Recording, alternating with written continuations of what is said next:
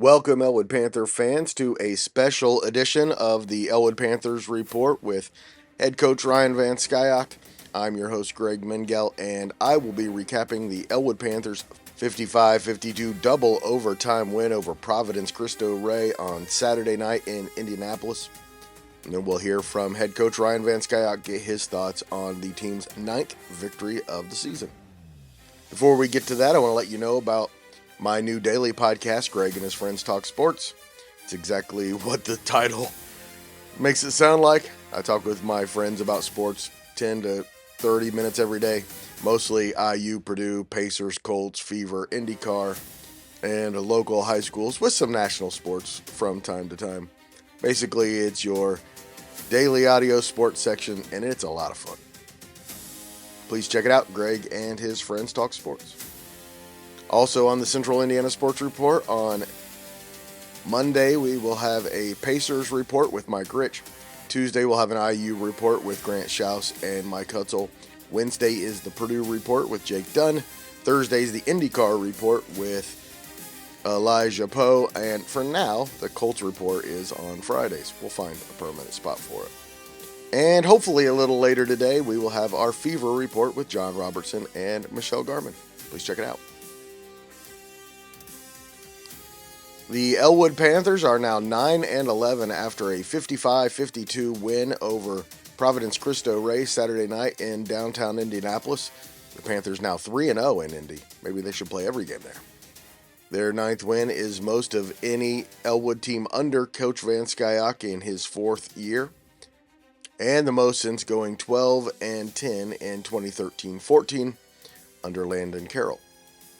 They went 2-1 in their 3-day stretch of a game every night, and are now 3-3 in their last 6 games.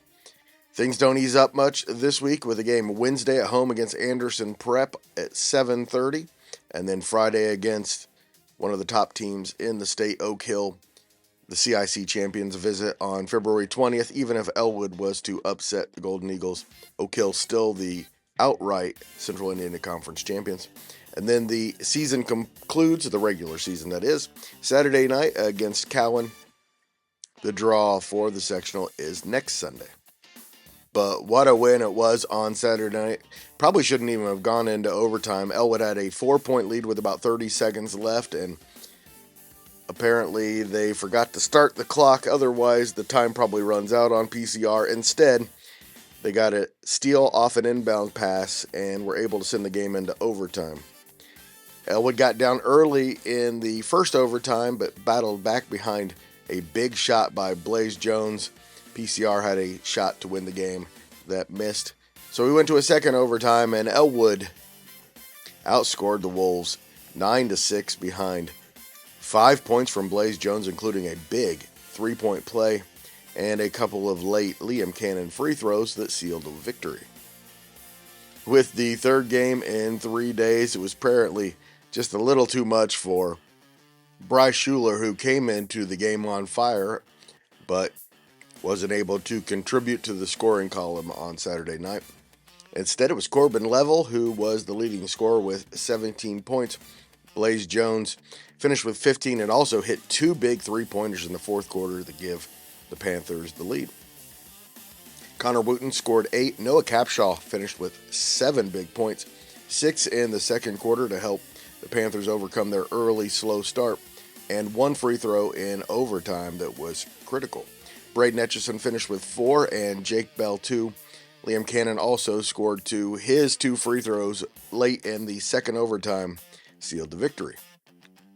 Late Wednesday night or early Thursday, we will have the Elwood Panthers report, where we'll catch up with Coach VanSkyock following Wednesday's night's home game against the Anderson Prep Jets. Please stay tuned for Elwood head coach Ryan VanSkyock. Double overtime win on Saturday night, Ryan. Had to be, first of all, just fantastic to get the win, and a bit of a relief after 3 straight days and all those extra periods. Yeah, I told the coaches, I'm like, I don't know if I could do another overtime. Just craziness after craziness. The kids battled back and found a way to win. We got down by 12 points or so. Was struggling. Our kids' legs were tired and they were dead. But credit to some of our bench players that had to come off the bench. We had 3 dudes foul out. And man, so many kids just stepped up in critical moments. And it was just great to see. It was a total team effort. So it's just one of those games that you hope you come out on top because we didn't the other night, and just excited for our kids. I mean, that's win number 9, and that's the first time since 2013 Elwood teams had 9 wins in a season. Congratulations on that. It looked like you got off to a slow start. How were you able to climb out of the hole? Yeah, we really struggled. I mean, all of our jump shots were just flat. Bryce Schuler, who's been our engine the last couple of games, I mean, he could just barely move his legs. Third quarter, Corbin got hot, and then Blaze hit 2 critical threes in the fourth quarter to finally give us the lead. We were in a lot of foul trouble all night, and again, the kids just kept battling. A lot of credit to Noah Capshaw. Again, freshman coming off the bench, and he had mistakes, but he's going to have mistakes. He's a freshman. He's never been in that type of situation before. And one thing about Noah is he just continues to battle and play hard no matter what happens. And that's the thing I love the most about that kid. Who else played well for you, Coach? Corbin shot the ball really well. I thought Braden Etchison did a really good job on the defensive rebounds, and so did Connor Wooten. Those are 2 critical spots. Jake Bell came off the bench and gave us great minutes, scored a basket, did a good job in the inside. I got to give credit to Liam Cannon, a JV player, a great kid, came off the bench in overtime, hit 2 critical free throws. And then the same thing with Jackson Maggart, Broden Dial, Keegan Davenport. Some of those kids have not played a lot, and again, they came off the came off the bench and gave us great minutes. So I was pleased with all of our kids. I thought that was a total team effort, and I thought all of our kids did something great to help us win the game. And just a really good end of the week, right? Yeah, I mean that team is. I mean, the coach there does a tremendous job, but they have 2 kids that are 6'8", 6'7". One's going to Manchester on a full ride. I mean, they just got some unbelievable talented kids there, and I felt like our kids just did a really good job of battling with having 4 games in a week. The legs were dead, but again, they found a way to battle back and give them an opportunity and a chance to win. And credit to our kids. And especially through the adversity, but so close to being 3-0 on the weekend. So Yeah, I close, mean, so close. you look back at it, man. It's been a wild ride. I told the coaches, I'm like, man, there's just been so much adversity every week, every day we come in, and it's something. And just for our kids to continue to keep fighting and battling. I mean, we look back and we probably should have had the Blue River game. We should have had Muncie Burris, and there's a couple other games that we should have had. But the end goal is, and our kids know it. We don't care really what we do in the regular season. Is when that sectional week starts. We've not won a sectional since the '60s. We want to go try and get better every week. We got 2 weeks left to continue to get better to try to go knock somebody off in the sectional and have a chance to go compete for a sectional championship. So that is a high task, but I think our kids are up for the challenge, and I think we're going to continue to keep gelling and getting better, and hopefully have a shot to do that come the next couple of weeks.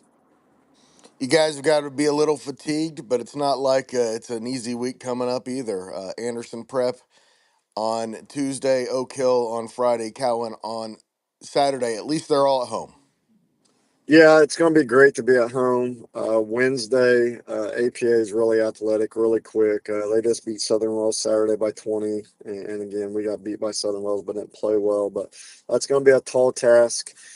We just got to play smart and play fundamentally sound to give us a chance to win. Friday, I mean, you got the number 1 or 2 team in the state coming in. I think Gary 21st Century might have surpassed them. Maybe I've not looked at the polls, but Coach Rembarger is a tremendous coach. That team is deep. I think the second five, so 5 through 10, could probably start on most other teams in the state. So they're really deep. He does a great job. Those kids are athletic and quick, and they're going to pressure us the whole time, and we got to just be able to handle it to give yourself an opportunity. Then Saturday's senior night for us. So, I mean, that's a big game for our kids. Callan's done a really good job this year and has a really good program and got some really good guards. And again, that's going to be another challenge. So, we're going to see what our kids are made out of. We gave them Monday off to try to relax and heal their body. And then Tuesday, we're going to come back and work. And then, of course, Wednesday, play. And then Thursday, try to prepare for Oak Hill and Callan. Thanks so much to Coach VanSkyock and the Elwood Panthers basketball program for welcoming us. And thank you for listening. Please share this podcast with an Elwood Panthers fan in your life and help us spread the word that the Central Indiana Sports Report is talking about what Central Indiana sports fans are talking about every single day. And as always, it's great to be an Elwood Panther.